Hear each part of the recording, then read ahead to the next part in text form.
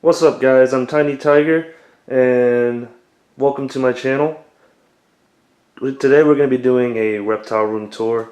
If you've watched some of my previous videos, I talked about how how less frequently I'll be doing these reptile rooms. Instead of doing them every other month, I'm going to start doing them by season, so you guys will be getting 4 reptile rooms a year. I just don't think I go through like enough big changes to want to keep doing them that many times. So with it being the end of October, happy Halloween by the way guys, this is going to be the start of my fall reptile room tour. I'll have a winter one up somewhere in January I think, so that's like 3 months from now. Anyways, we're going to go ahead and head in.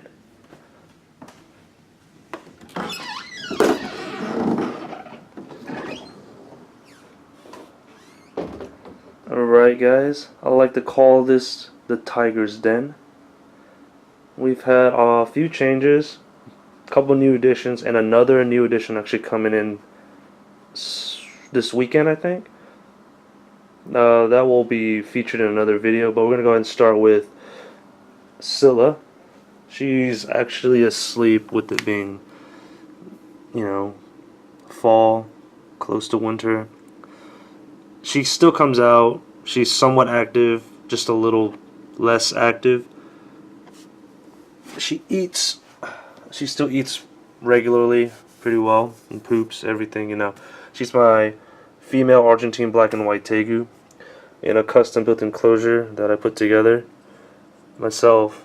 It's made as 6 feet long, 2.5 feet deep, 2 feet high.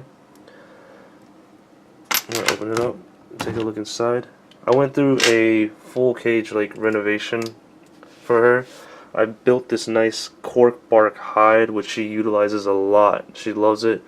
These are fake plants that just kind of drapes over, give it some kind of look. She doesn't really care either way, but whatever. New type of substrate I use. It's a mixture between organic potting mix, or potting soil, sorry. No, organic topsoil. Organic topsoil and coconut coir with a little bit of coconut chips for aesthetics, really. Let me see. This is a 3-foot T5 bulb, Reptile 10.0. She's got a 75 watt halogen bulb right there for heat, her basking spot. The hot temperature, that's a wireless thermometer for cold side temp. Yeah, that's pretty much everything. Sorry, can't show you guys her. She's somewhere in here, I think. She goes in through here, and she'll dig her around here, and she'll be like laying right there. But we'll leave her alone. Let's move on. I got Mushu in a bigger enclosure since I got him.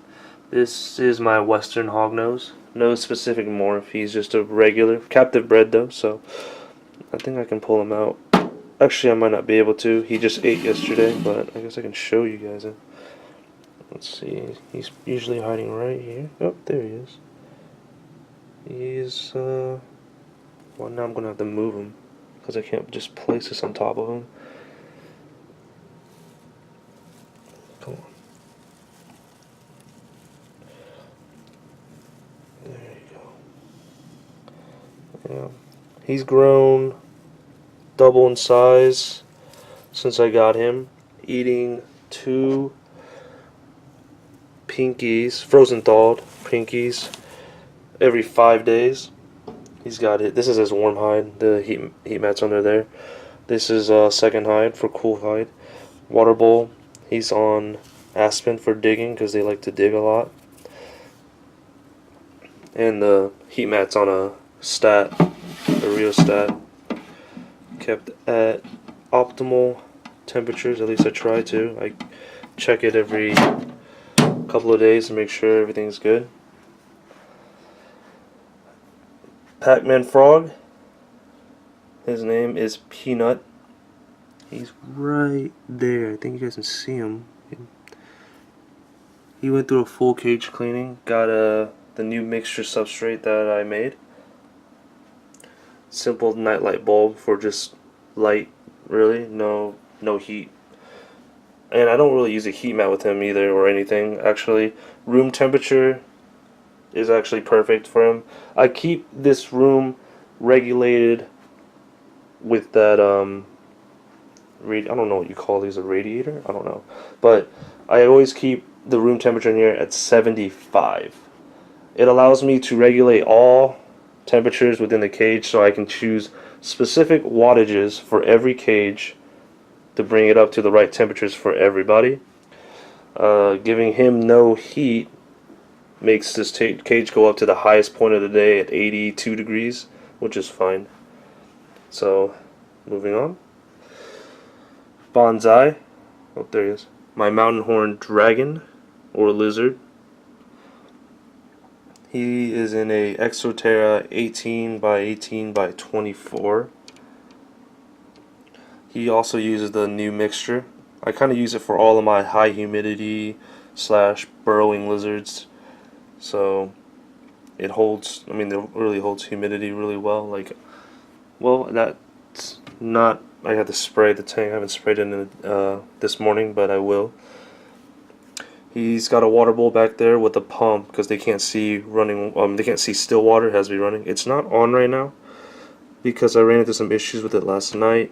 It might be getting old. I might have to get a new one. So I'll be looking in the market for that. These guys have very slow metabolism. Don't eat very much. Don't move very much. They like to just sit there. And that's about it. He eats twice a week. Crickets, roaches, superworms.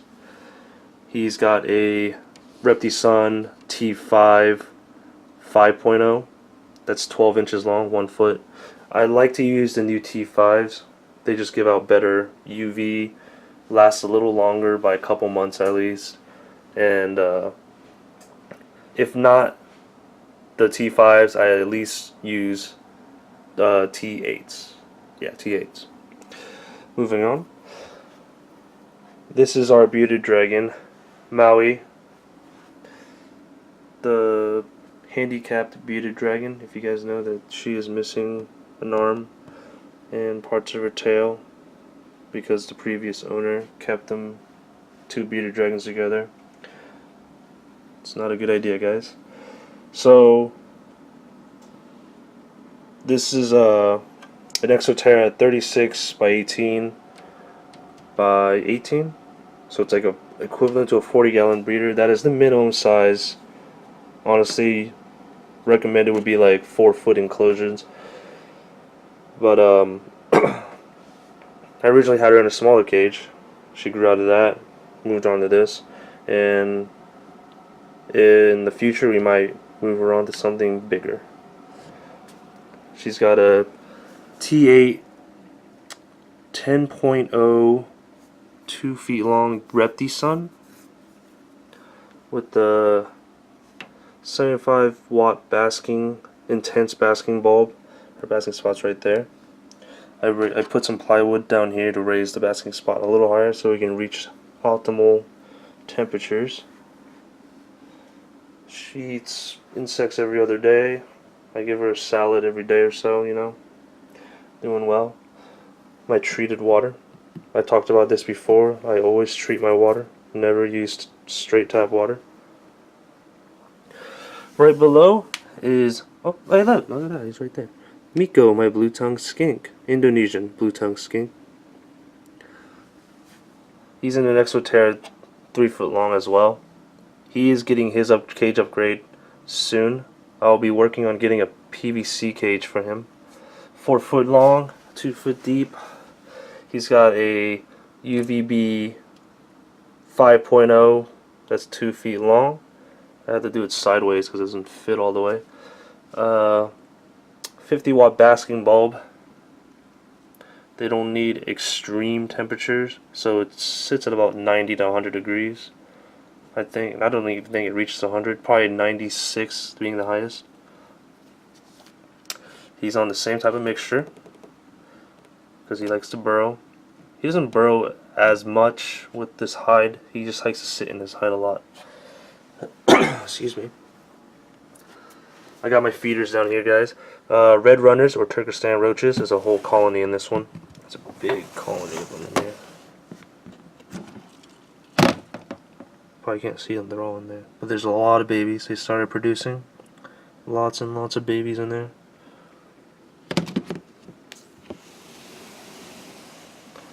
Crickets.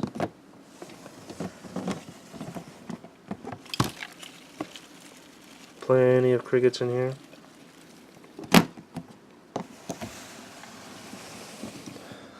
Dubia roaches. I got breeding roaches in here as well, making babies. You guys can probably find some in there. There's a couple right there by the water. Oh, they're out of food. I gotta fill that up. There's a whole bunch in there. I always like to try and keep variety for all of my insect-eating reptiles. Variety is key, guys. Okay, let's move over here. This is Moana, my Jones Armadillo Lizard. She's actually right there. I think this may be the first time you guys actually get to see her out in the open like this. She got a new cage, cleaning, renovation, whatever you guys want to call it. I originally had her on loose soil, dry loose soil, because I thought that they might burrow, but they don't. So took her off of it and used carpet. These guys aren't kept often in the hobby, so not much information is out on them. So it's a bit of a learning experience for me. I honestly did not know what I was getting into when I got this. It was a long time ago when I got her, but I am trying to give her the best care. She's got a Reptile 10.0, 50-watt basking bulb right there. Gives it about 100 degrees max. Water bowl, hide, second hide. She does really well. She actually eats every other day, so, and she poops every day, so she's got to be doing pretty well, I guess. Moving over, Kai, my jewel Lacerda. He loves, he loves food. He's triggered by huge feeding response. Loves to eat. He eats every other day, and he'll eat through 20 or so crickets, roaches. It's insane. He eats a lot. Let's see. See if I can catch his attention. No? Oh, yep. He sees me. He thinks it's time to eat. Which it is. It's his day to eat. Anyways, he's on the same type of substrate that everyone else has. He likes to dig. He's made a burrow for himself in there and in there. So he's got two separate hides that he likes to go to switch between. I kind of put some fake plants over there, draping over it. Water bowl needs to be cleaned.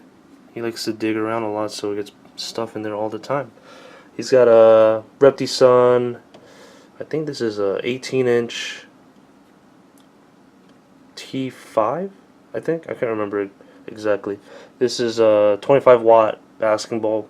They don't need extreme temperatures as well, so this reaches about, I want to say 85 to 93 degrees basking. The hottest point being right there is about like 95, but most of the time he sits right here on the bottom part, which reaches about 93 to 90. And moving down over here, this is easily, this last one right here, or this bottom one right here, easily become one of my most favorite reptiles. I've actually really loved these type of snakes when I was younger. I've always wanted one, and I just never thought I could get one.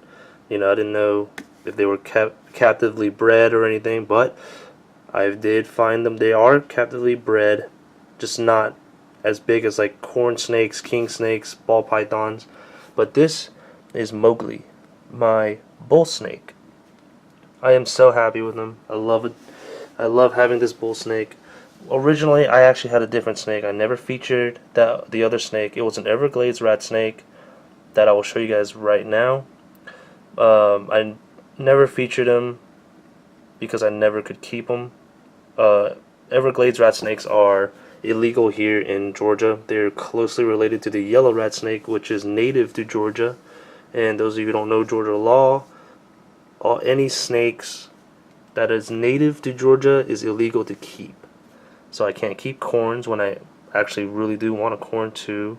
Can't keep some species of king snakes and a lot of species of rat. I think there's like 3 rat species: black, gray, and yellow. And Everglades rat snakes are very closely related to the yellow, so can't keep them. When I gave up that the Everglades rat snake, I was devastated because I really, really liked them. That I went out and went to my local reptile shop and found this king snake, and I was like, oh my god, I'm getting this king snake. Anyways, this is a new PVC enclosure I bought at Repticon. It's 3 foot long and 9 inches high, and I think like 15 inches deep. I don't remember exactly. He's got 2 hides in there. Let me see if I can get a flashlight because there's no light in there. There you go. There's a hide right. Let me turn it down. Oops. That's the hot hide that he's sitting around right now. There's a thermometer right there, but he just pushes it all over the place, so whatever. I had to keep readjusting it every so often. That's a cool side hide. Water bowl. I keep them on carpet. Originally, I kept them on aspen, just because I thought they would maybe burrow, make use of it. Never did, so I just decided not get them off of it, make it easier for me to clean with carpet. I'll just change the carpet out once a week or something. There's like a little poo stain right there, but you know, normally I would pick up any waste that's left behind. So let me go ahead and get him out for you guys so you guys can see. Don't hiss. Don't hiss at me. When I first got him, he was very hissy. Never bit, but very hissy. Now, I've been handling him every day. I've had him for about 2 weeks now, and he has not hissed in like 3 days total, which is a good sign, right? He eats frozen thawed hoppers every 5 days. Today's his feeding day. I might add in a little feeding clip at the very end for you guys. Maybe not, depending on how long this video is. It's already getting up to 18 minutes. Sorry guys. I just really wanted to present this beautiful, beautiful bull snake. Look at the patterns. I love these patterns. And I cannot wait to see him at his adult stage where he's huge and nice and thick. Oh yeah. Beautiful, beautiful snake. Alright, I'll put you back in. Let's continue the video. No, don't go that way. Come on. Alright. Go. Slither away, snake. Slither away. I said slither. There we go. He's a very friendly snake. I really love him. Now get your tail away so I can close up. Go. There you go. Okay. Let's move on. If you guys remember me talking about being part of the Georgia Reptile Society, I passed their test and I am now an official foster home for the Georgia Reptile Society. So I get a bunch of reptiles that come in from homes that can no longer care for them. People don't want them anymore. They don't know how to care for them. All those stories. So I had a leopard gecko. She got adopted. I had her for about a week. I now got 2 bearded dragons that I'm fostering. Toothless was originally adopted, but the person that was adopting Toothless got a different bearded dragon. I don't know. I guess they couldn't wait for me to bring them the bearded dragon, but Now now Toothless is back with me again. So this is my foster room, by the way. It's a walk-in closet that I completely turned into like a secondary reptile room. So I'm gonna go in. Yeah, and this gate right here keeps all the cats out that I have. Ouch. So I have this is an empty tank, 20-gallon long for anything, whatever. Storage. I have extra carpet, more carpet, extra lamps, extra substrate, Repti chip, Repti chip, the coconut chip, and this is coconut core. This is one of the fosters, a male bearded dragon. When I first got him, he was such a meanie. My wife loves bearded dragons, so she held both the fosters every day, played with them, and they are now more accustomed to human handling. He used to show his beard all the time. Now he doesn't. I don't ever see his beard anymore.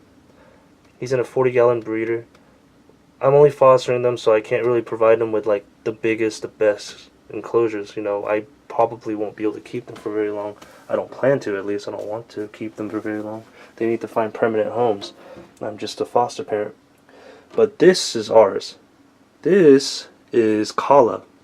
Oh, there she is. She is our female panther chameleon.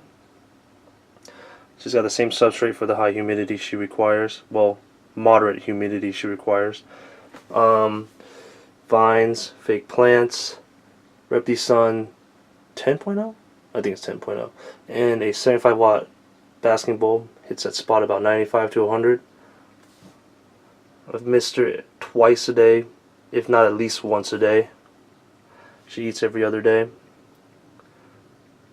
She's actually my wife's chameleon. She really wanted a chameleon for some reason, but you know, we got it for her.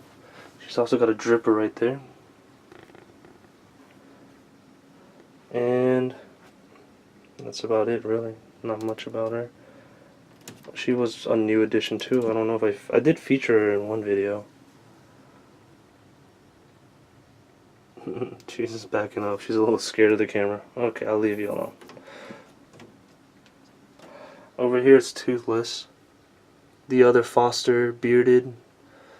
I don't have another larger tank for him, so he's currently in this small 20-gallon. He was supposed to be adopted, but now he's going to be with me a little longer. He's also shedding. These guys are eating really well. At least, hope, you know, they've been eating really well. They take their greens very well. Anyways, I got some supplies. These are extra, just decor items. Hides, extra UVB bulbs for any accidents in case anything happens. Feeding tubs, egg crates, backgrounds. I think that's about it. Oh, and this is Scylla's Halloween costume, by the way. She was Batman. She should be Batgirl, actually. Alright, let's get out of there. Alright, extra light bulbs. See that? Always keep spares, guys. At least I do. Calcium, stuff like that. These are all like insect feeders. And this is just random stuff. Oh, and my scale. Measuring or weighing my snakes. My feeding schedule. And I bought this Missouri Tortoise Diet because, surprise, that's my new addition, guys. I'm getting a Russian tortoise that is part of the Georgia Reptile Society's adoptions, fosters. It was up for adoption, and I was like, oh my god, I want a tortoise. So he said, well, foster this one, and if you want it, keep it. I was like, oh, okay. So I'll be getting a tortoise this weekend. Can't wait. I've always really wanted tortoises. Anyways, thanks for watching, guys. Please like, subscribe. I'm trying to grow this channel, you know, lots of hard work. And I really do love reptiles. I do the best I can to maintain and keep everything nice and tidy and give them the best possible care that I can. Give me some comments, talk to me, and I will see you guys in the next video.